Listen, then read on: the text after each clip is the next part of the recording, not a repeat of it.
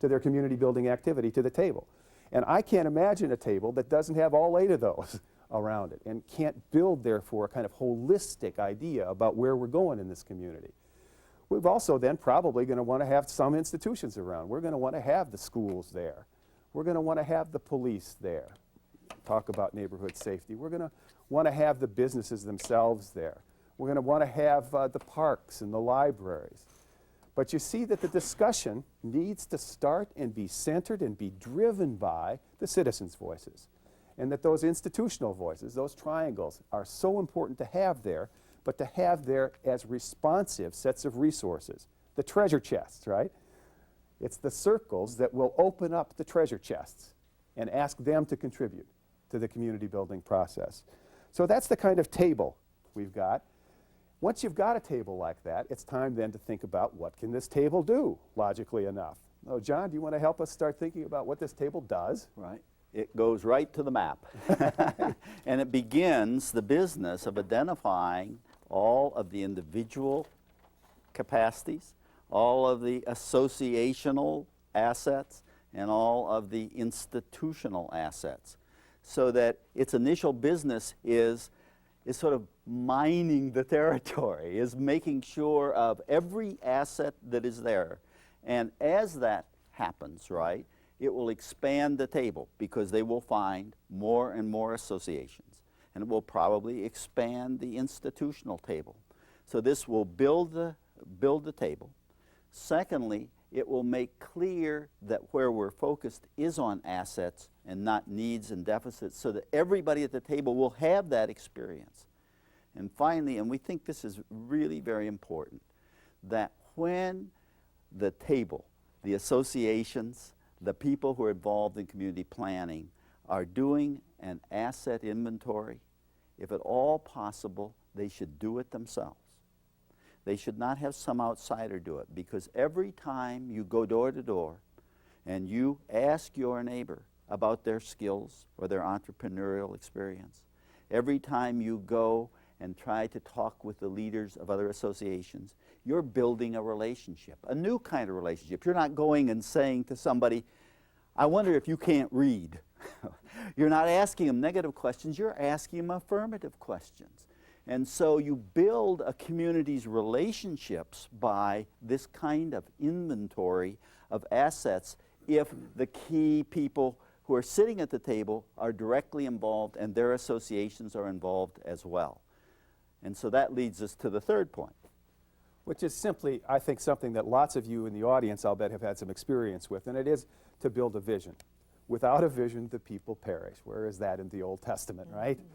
It's clear that the community that has come together at the table with the broadest representation possible and built together their sense of where we want to be in 2010. How can I imagine this community for my children and my grandchildren?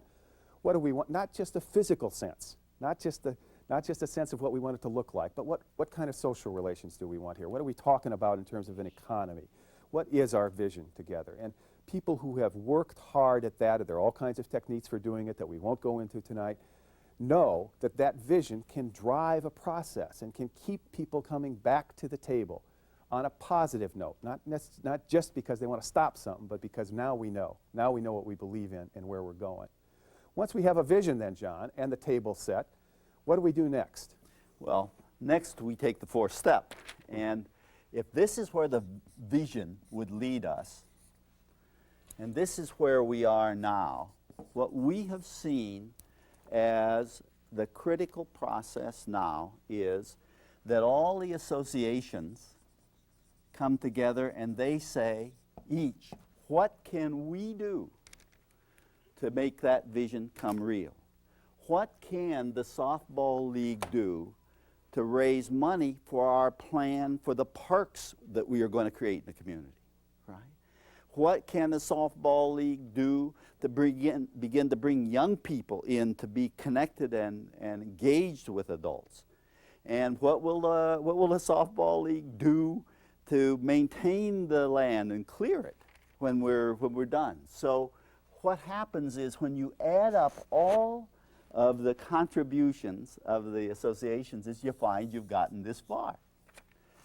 And then you realize that you have your institutions, right? And they are all treasure chests. So you go and you check out each treasure chest and say, what is the institution going to do to get us to our vision? What is the school going to contribute? What is the hospital going to contribute? What is the community college going to contribute? And we know that what you will find is that when you take the associational assets and the institutional assets and you add them up, you're almost there, but you won't be there.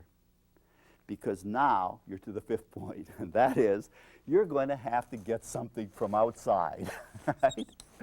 And Dudley Street has been a wonderful example of what happens when you really mobilize and commit your local associations and institutions. Then you'll know what you need to get to your goal, and what they know they needed was control over their land. They had a wonderful plan, but they didn't control the land. It was owned by slum landlords, and some of it was in courts, and the city had some. So they persuaded the city of Boston to give them the power of eminent domain, and that made their vision a possible reality. So that's the way we think that you can take the fourth and the fifth step.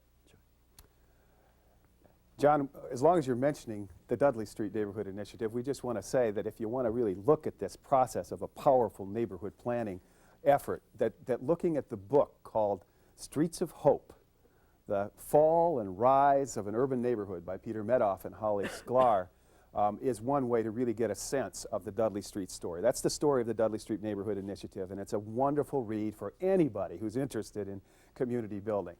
I wish we had the time to tell that full story, but read the book. But the story we do want to leave you with in this section, how does all this stuff work out in a single place? We've got a little clip we'd like you to look at from a city called Monroe, Louisiana, where folks who in fact had never talked with each other for hundreds of years got together in a kind of powerful community planning process that excited us and from which we learned an awful lot. It happened to be the process that was called for by the legislation that enacted the empowerment zone. So here is a story from Monroe, Louisiana about how their citizens got together to do a neighborhood plan. Ouachita Parish, a small community in northeast Louisiana, yet the largest urban area in the impoverished Mississippi Delta.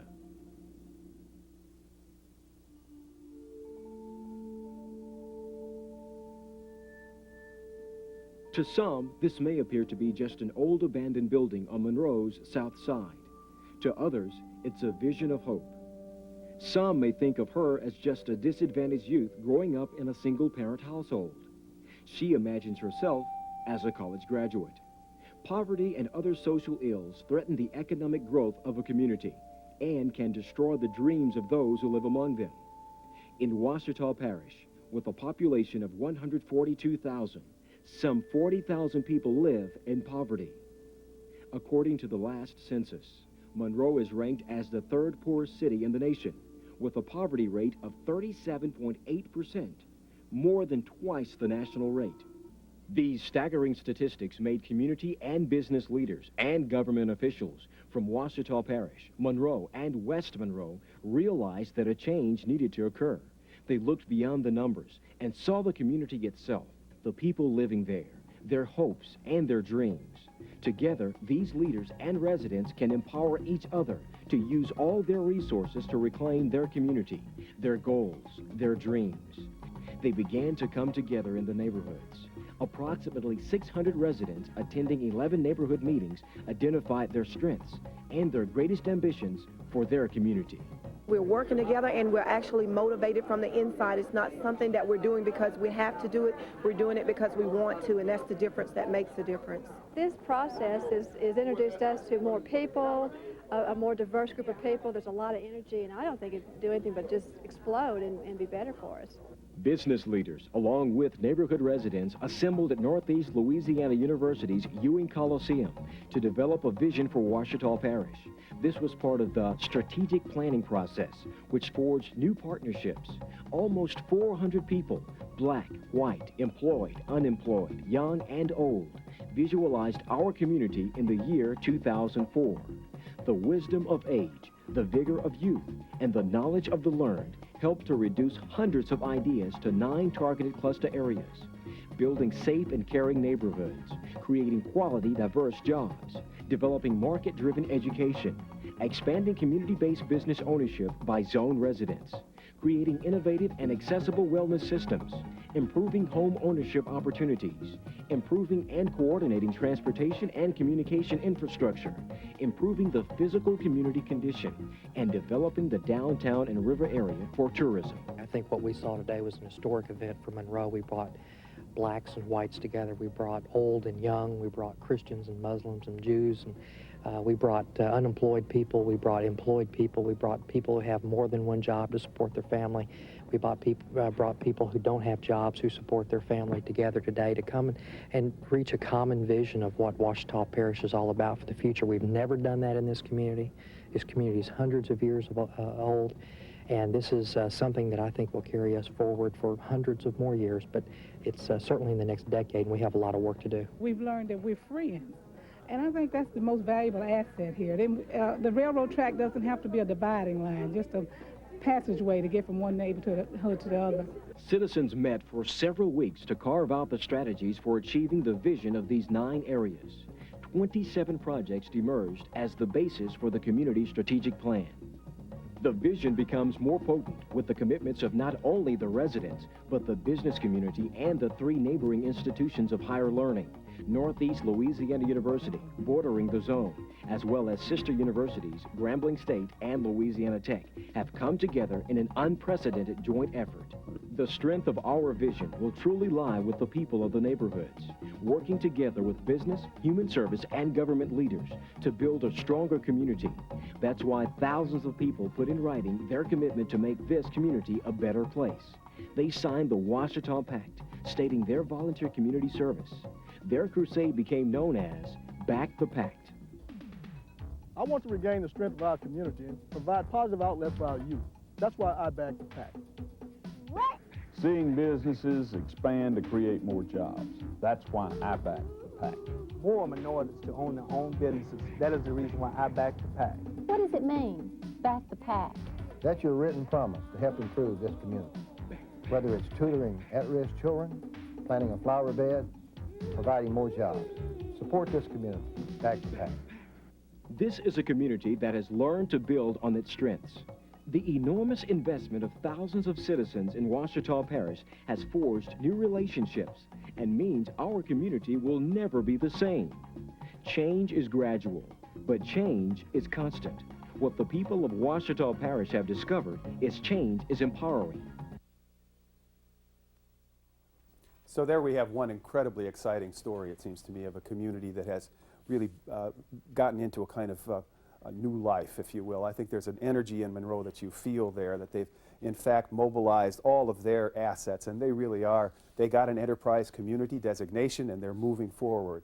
The idea of the Back the Pact movement, it seems to me, is one that communities all over the country might begin to adapt. What is it that people could actually sign that says, here's what I'm going to contribute to my community over the next decade? It's a wonderful example that we've learned a lot from.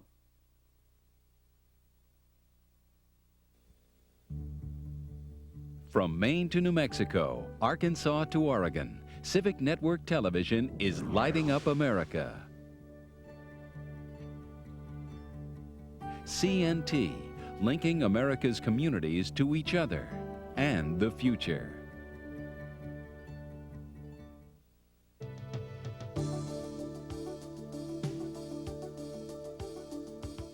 Live from Washington, D.C., Civic Network Television brings you Mobilizing Community Assets. And now, our moderator, Ramona Edelin. Jody, would you begin the final module, Challenges of Outside Help? Well, there's a reason why we've kept this till last, Ramona. It's partly because these are difficult questions. These questions of how is it that funders and governments and universities and large businesses who really do want to see communities built, who want to see economies revived, who want to see people's hope once again being built upon, too often our